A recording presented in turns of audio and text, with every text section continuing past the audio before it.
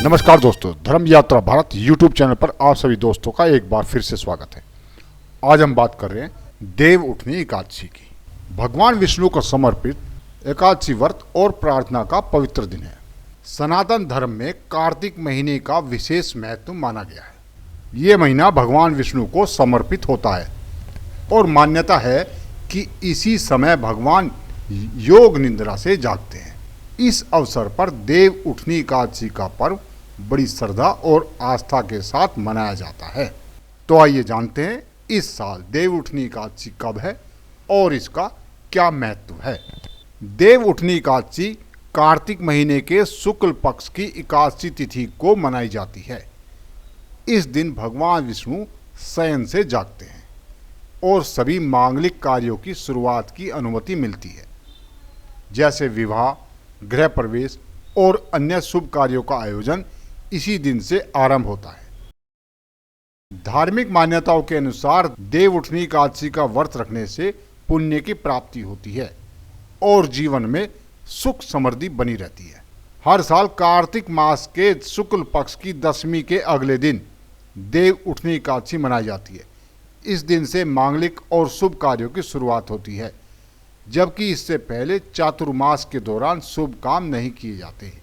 पंचांग के अनुसार इस बार एकादशी तिथि 1 नवंबर 2025 को सुबह 9:11 से शुरू होकर 2 नवंबर 2025 को सुबह 7:31 तक रहेगी।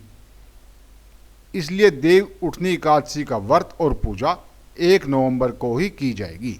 देव उठनी एकादशी का महत्व। देव उठनी एकादशी को कार्तिक शुक्ल पक्ष की सबसे खास एकादशी माना जाता है।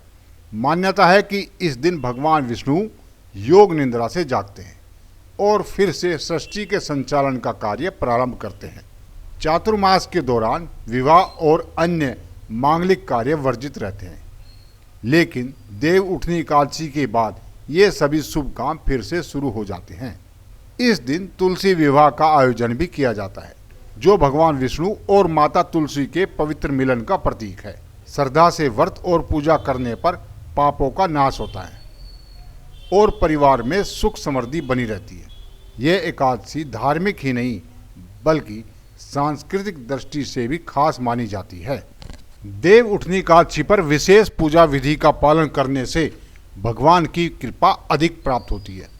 पूजा के लिए घर में गन्ने का मंडप बनाएं और मंडप के बीच में चौक बनाएं। चौकी पर श्री हरि की मूर्ति या चित्र रखें। भगवान के चरण चिन्ह भी बनाएं और इन्हें ढक कर रखें। भगवान विष्णु को गन्ना, सिंघाड़ा, फल और मिठाई अर्पित करें। साथ ही घी का दीपक जलाएं और इसे रात भर जलने दें। भोर में सुबह भगवान के चरणों की विधिवत पूजा करें। चरणों को स्पर्श करके भगवान को जागृत करें।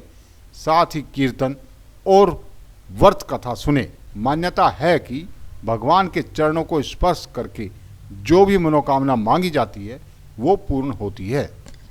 देव उठनी एकादशी के व्रत के दिन इन बातों का खास ख्याल रखें।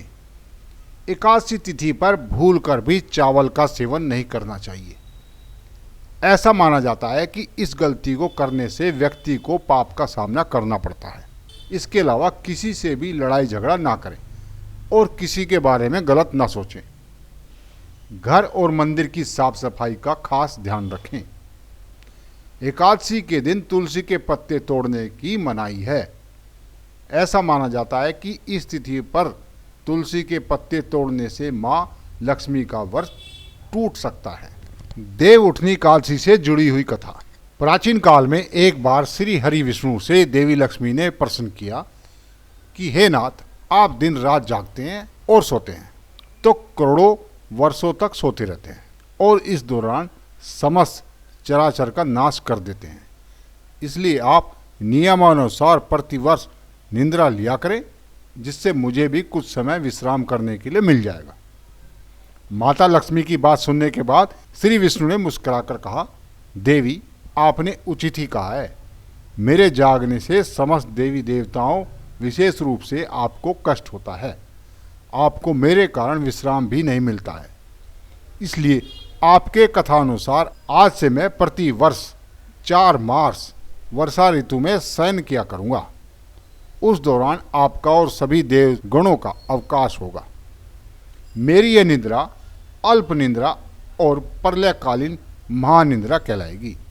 मेरी अल्प निद्रा मेरे समस्त भक्तों के लिए मंगलकारी होगी। इस समय जो भी मेरे भक्त मेरे शयन की भावना कर मेरी सेवा करेंगे और शयन एवं उत्थान के पर्व को श्रद्धा भाव से मनाएंगे, मैं उनके घर में सदैव निवास करूंगा। देवउठनी एकादशी पर ये उपाय अवश्य करें। देवोत्थान एकादशी के दिन भगवान विष्णु को केसर मिश्रित दूध से अभिषेक करना चाहिए। ऐसा करने से भगवान विष्णु प्रसन्न होकर आपको मनवांछित फल प्रदान करते हैं। इस दिन स्नान करने के बाद गायत्री मंत्र का जप अवश्य करें। मान्यता है कि इससे बेहतर स्वास्थ्य की प्राप्ति होती है। धन्य धान्य की प्राप्ति के लिए एकादशी तिथि पर भगवान विष्णु को सफ़ेद मिठाई या खीर का भोग लगाएं। भोग में तुलसी का पत्ता जरूर डालें।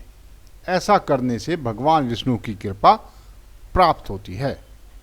एकादशी पर विष्णु मंदिर में एक नारियल और बादाम अर्पित करें। ऐसा करने से आपके सभी रुके हुए कार्य सिद्ध होने लगते हैं और सुख शांति की प्राप्ति होती है। तो आशा करता हूँ कि आज की वीडियो से आपको लाभ जरूर मिलेगा। अगर वीडियो आपको अच्छी लगे तो लाइक और सब्सक्राइब जरूर कीजिए। अगर आप हमारे चैनल पर नए हैं तो वीडियो को सब्सक्राइब जरूर कीजिए और अपने दोस्तों के साथ शेयर कीजिए। धन्यवाद। बोलिए विष्णु भगवान की जय।